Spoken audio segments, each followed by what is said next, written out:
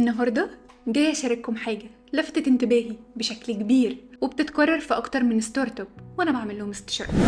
الموضوع ده على قد ما ممكن يكون شكله بسيط إلا إن تأثيره بيبقى ضخم على نجاح المشروع. الغلطة اللي بتكررها معظم الستارت ابس هي التوظيف الغلط. كتير منهم بيقع في نفس الفخ. المشكلة إن بيعملوا ديلز غلط مع الموظفين، ولما بدأت أدقق وحلل لقيت السبب واحد وواضح جدا. بيحسوا إن هم لسه صغيرين وإمكانياتهم محدودة ومش بيعرفوا ينافسوا الشركات الكبيرة في المزايا اللي بيقدموها للموظفين، فبيتعاملوا مع اللي يوافق يشتغل معاهم كأنه بيعمل لهم جميلة. وده من أكبر الأخطاء اللي ممكن تقع فيها كصاحب ستارت اب. تخيل كده بتشغل ناس بور تايم من غير مواعيد واضحة، وأحيانا شغل ريموت، وكل ده من غير عقود أو حتى اتفاقات شفهية تحميك وتحمي مشروعك. طبيعي الالتزام يكون قليل جدا.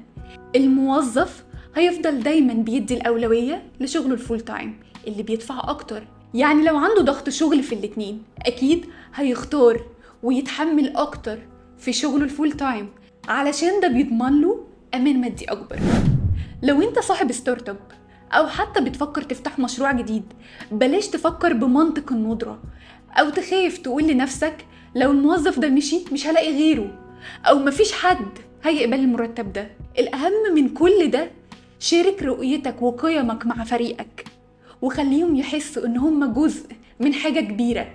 وده اللي عمله ستيف جوبز لما جه يقنع جون سكالي رئيس التنفيذي لشركة كوكاكولا إنه يسيب وظيفته وينضم لأبل، وقال له عايز تفضل تبيع مية مسكرة طول حياتك ولا تيجي معايا نغير العالم؟ وفعلا جون ساب كوكاكولا وراح أبل اللي كانت مجرد ستارت اب صغيرة، لأنه حس بقيمة اللي بيعمله وآمن بيها. لو الكلام اللي فات لفت انتباهك وحابب تعرف أكتر عن التوظيف الصح وإزاي تبني فريق قوي للستارت اب بتاعتك، اعمل لايك واشترك في القناة وما تنساش تفعل الجرس علشان يوصلك كل جديد.